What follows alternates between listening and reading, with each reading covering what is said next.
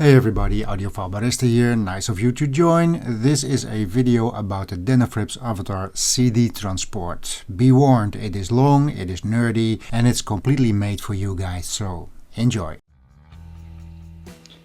So as you have seen in the teaser, there is a new addition to the system. It is the DENAFRIPS Avatar. This is a top-loading machine and it is a CD transport. Did I need a CD transport? No, I did not need a CD transport because I already have the 6000 CDT from Audiolab. But remember this? Throughout the last year I've been selling quite a bit of my stuff.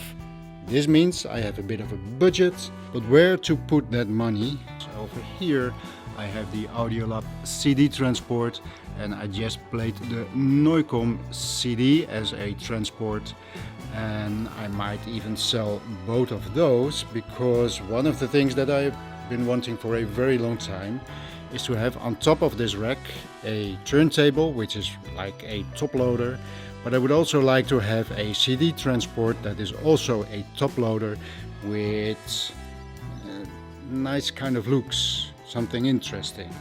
So that could be something. So this is something that I wanted for a very long time, and now it is here. I wanted to have a top-loading CD player together with a, let's call it a top-loading turntable. But when things come new into your system, there's always the problem, not really a problem, but there's always the thing that you need to reintegrate it into the rest of the system. And one of the things that I like to do is also to have the system look nice. Not only sounding nice, but also look nice. So things like having a black thing over there, a black box over there, a black box over there, and similar in the silver and white on the sides. That is not what I want. This one needs to get out of there. So before I'm going to show you more of this thing, I'm going to rearrange it. Okay, first try. This is what I came up with. Now the spacing between these two is much better on the top tier over there. The preamp is now on its own, sitting in the middle, and the Lumen and the DENAFRIPS DAC are now downstairs, and I am partly satisfied. Now the top, those two over there, I'm satisfied with. The preamp looks a little bit lost, and those two, if you look at it from the optics, it is not what I want. Down there is still waiting for the PS Audio to be repaired, so I'm not even looking at that. But this is just not what I want. Looking at the top tier, this is perfect. I can now put on my record if I want to, and it is the perfect working height. Same goes for the CD player, the CD transport. This is the perfect working height. This is what I want, and of course I can just look outside from here. I maybe could switch those two around from left to right, but this is okay. Now this just looks a little bit empty. One of the reasons is because the preamp, the ear, the Yoshino, is actually a bit of the smallest piece of equipment that I have. No, that's not true. Those two are also small. But this, for a preamplifier, is pretty small. It's the only one who fits over here. The rest is too wide for this spot. But the reason I was thinking about having this like that anyways is because now when you are standing there for the CD player or there for the turntable, before I had this space to put down my record sleeve, for example, and now I have nothing. So I was thinking, what if I could just put it on the lower tier over there? That would be something that would be convenient for CDs and for records, you know, something like this. You see, to have the preamp over there, able to put some CDs over there just beneath the CD transport, and put your record sleeves over there just below the turntable. So that was the plan that I was having, and maybe I leave it like this for a little bit, because now that the stuff is over there, the CDs and the records, it maybe even look a little bit better already. And then down there, this looks a little bit out of place. Maybe I should try something like this. You know, something like this is already a bit better. Now it looks more balanced overall. Let's see if we take out these and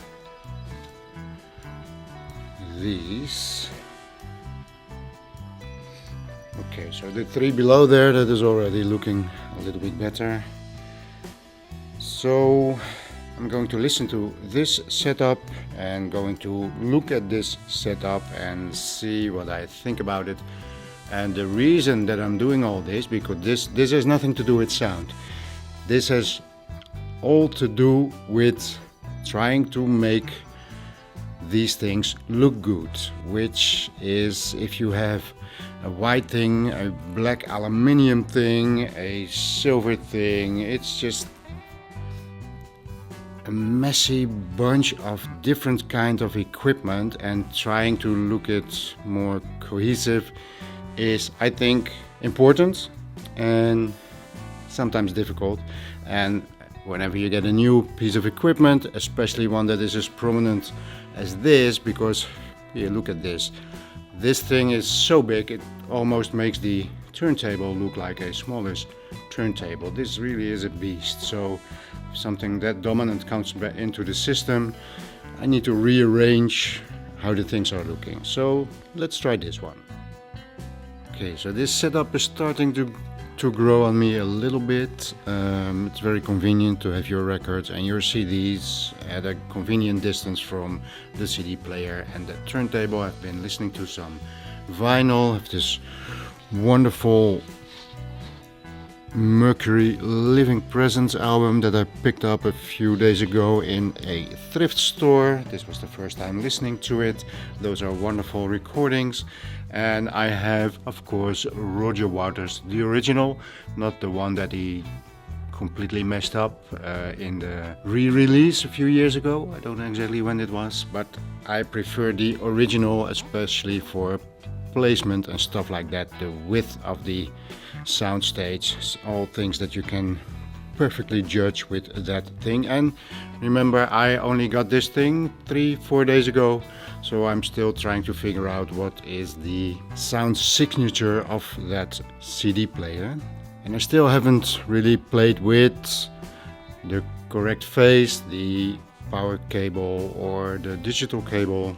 So I'm going to take that one out of the system now and try to find what is the best way of setting this one up. And I'm using the opportunity to show you what this thing is all about and what there is to consider as far as setting up goes. So here we go. So looking at the front, there's not much on offer. There is a on-off button for standby. There is this big OLED display. You cannot mute it, this is it. And you have your play button, pause and stop. And then you have the previous and the next button. And that's actually it. Now let's have a look at the rear.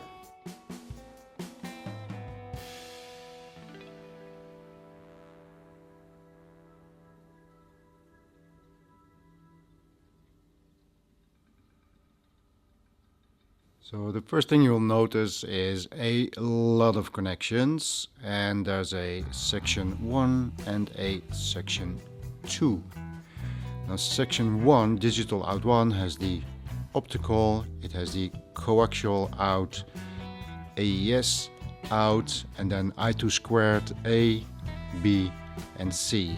As you can see, different connections, so the HDMI connections or the, let's say, Ethernet connection, and these are two different standards because the I2 squared situation is still not very well regulated.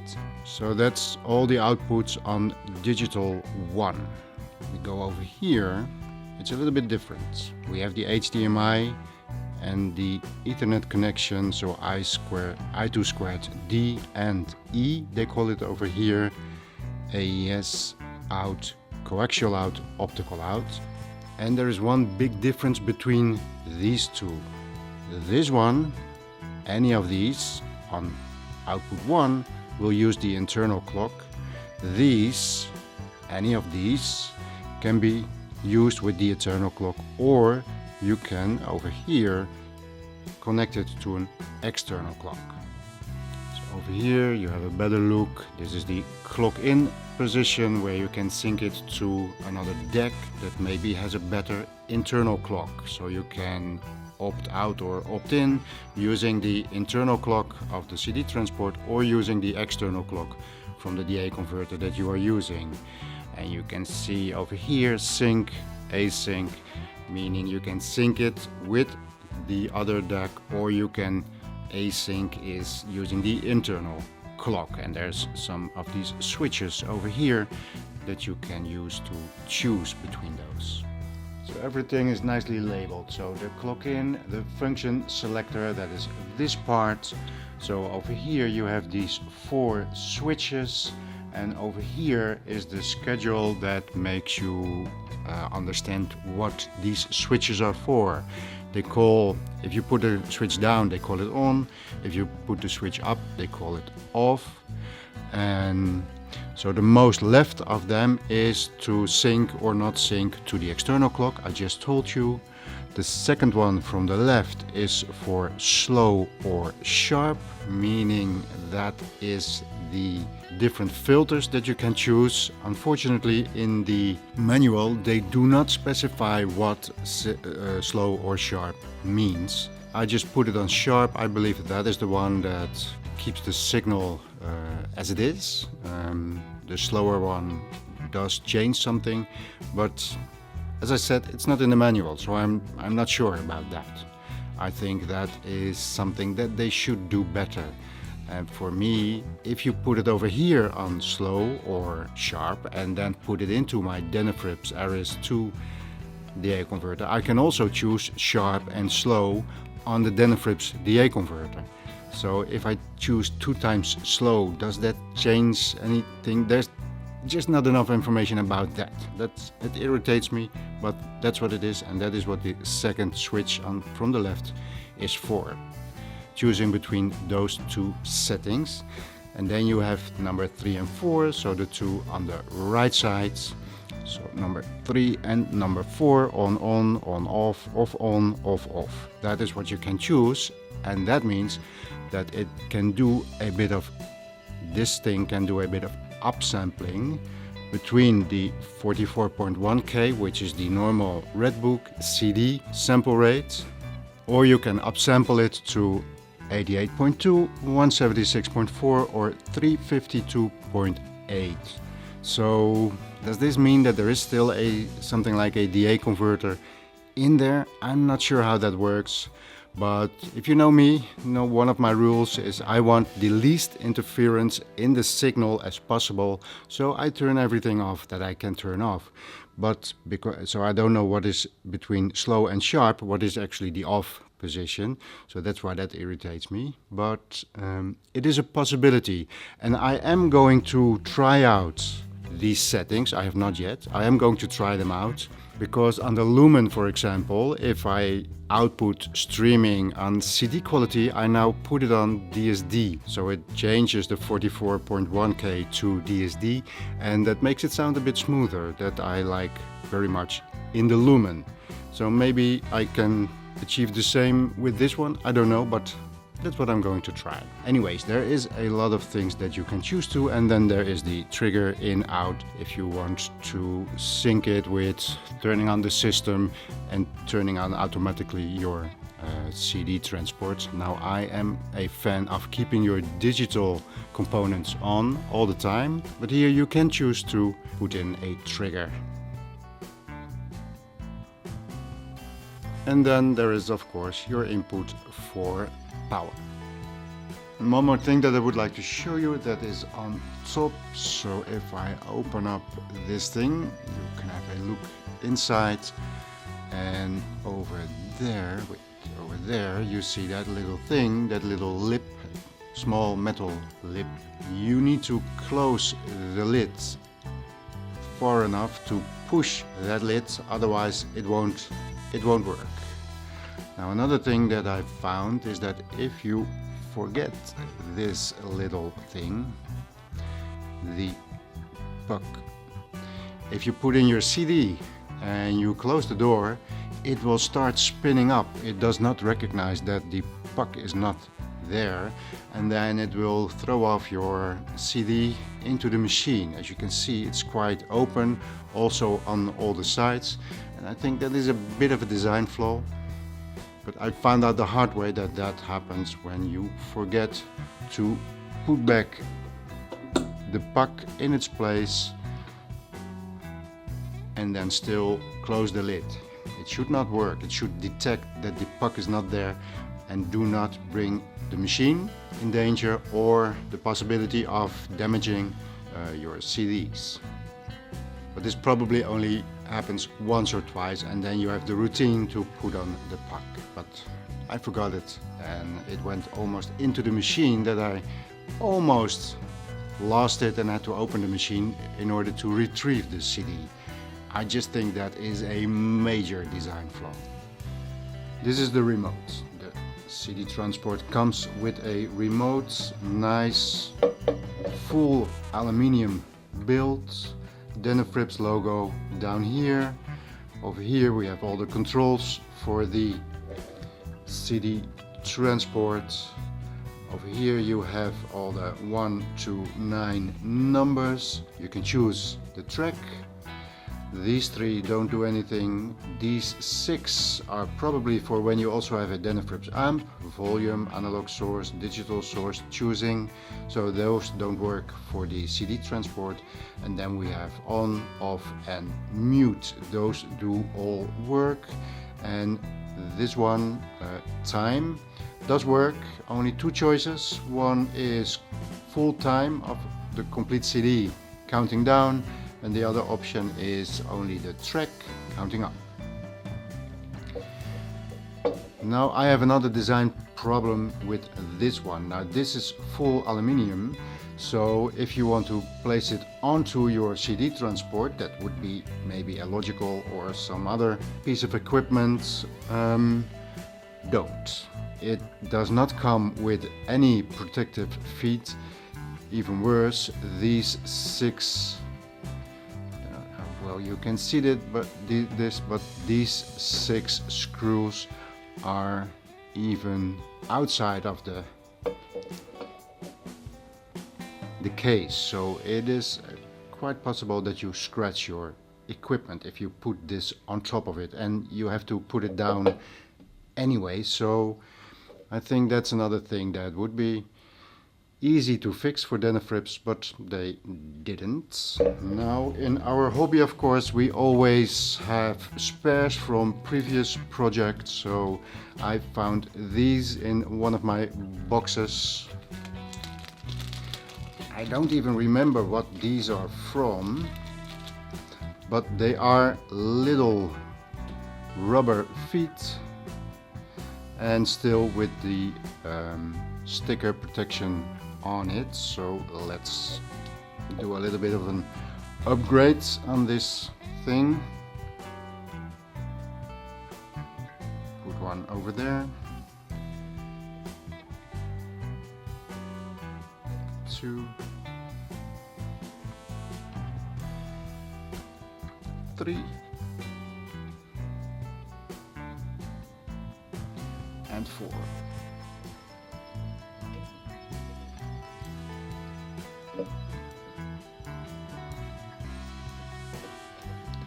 Okay, now this is much better, but that should have been standard, of course.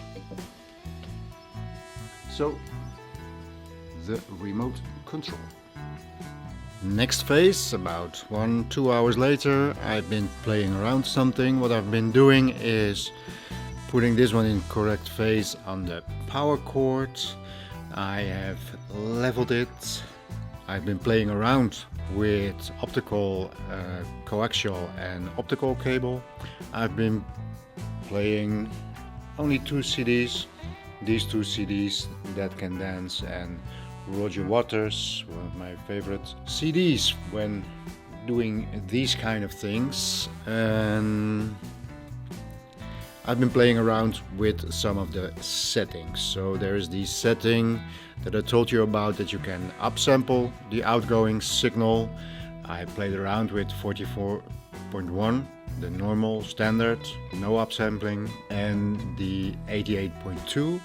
And I've been playing around with the filter, sharp and slow or soft, what was it called?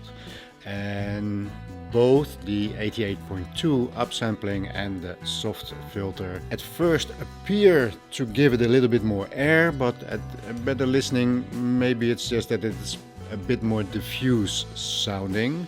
So I turned both those back to 44.1 and sharp, so the outgoing signal is not being tampered with, and then it goes into the DENAFRIPS Aries 2 that also has some possibilities for sharp, slow, oversampling, non-oversampling, and now this one is also back to non-oversampling.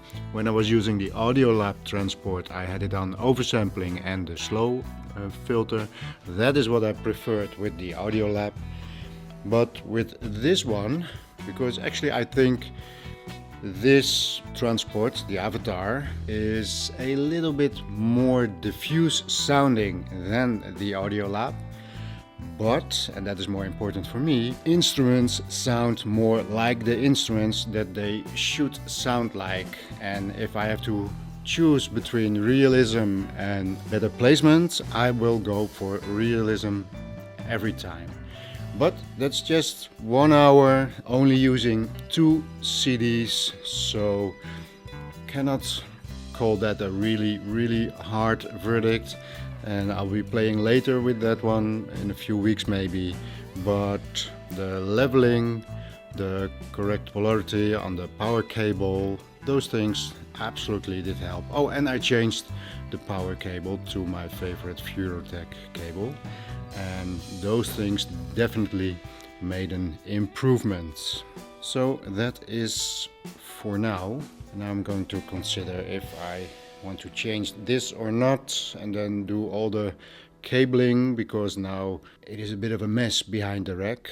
So some cable management, all the things that you do to make sure that a new piece of equipment in your system can perform to its optimal performance.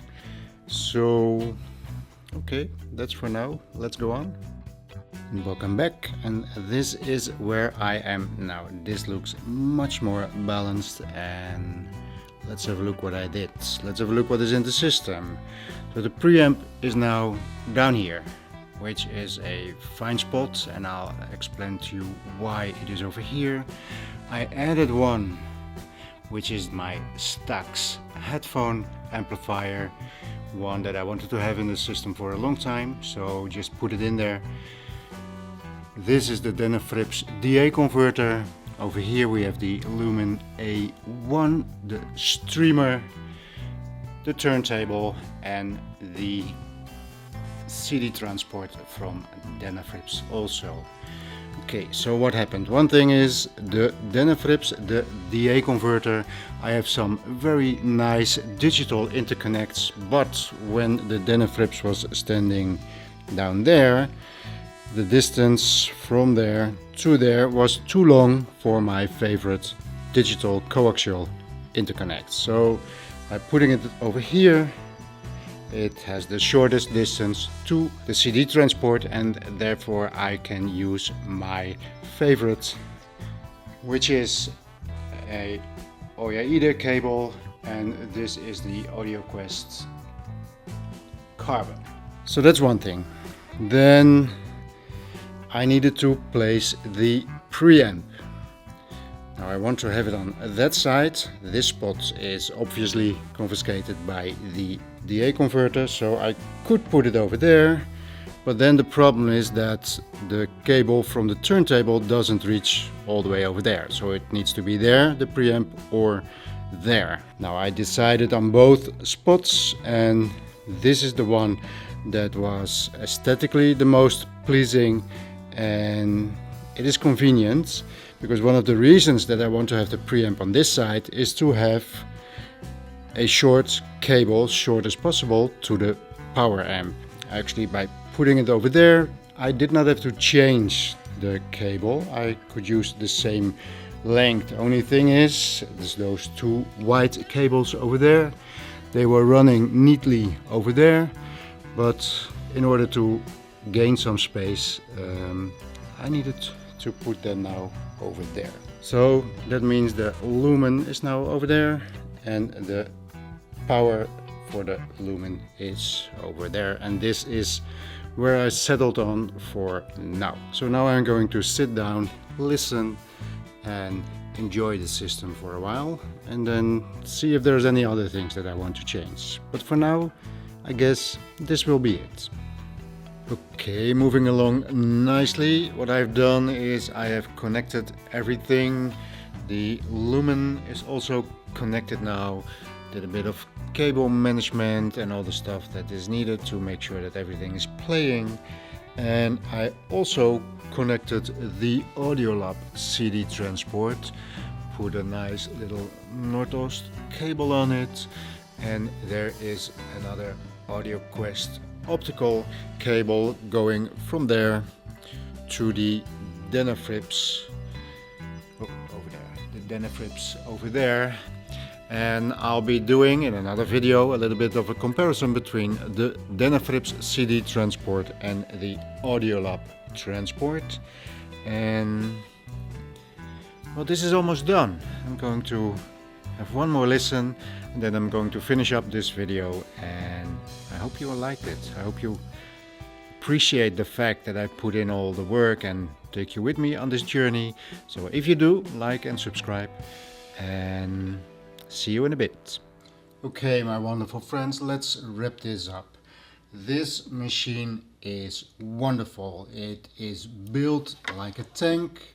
It looks the part. It feels like a quality piece of equipment, and it is a joy to operate a top loader like this. You need to get the hang of it with the puck a little bit, but then it is just perfect.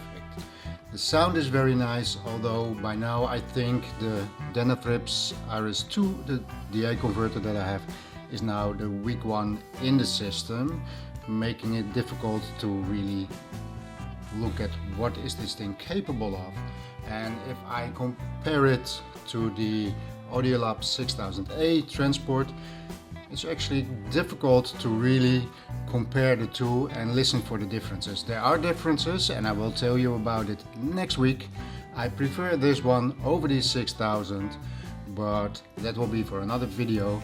For now, I would like to say thank you for watching. This was a long one. If you are still here, thank you very much. Like, subscribe, give me a comment, and I will see you in the next one.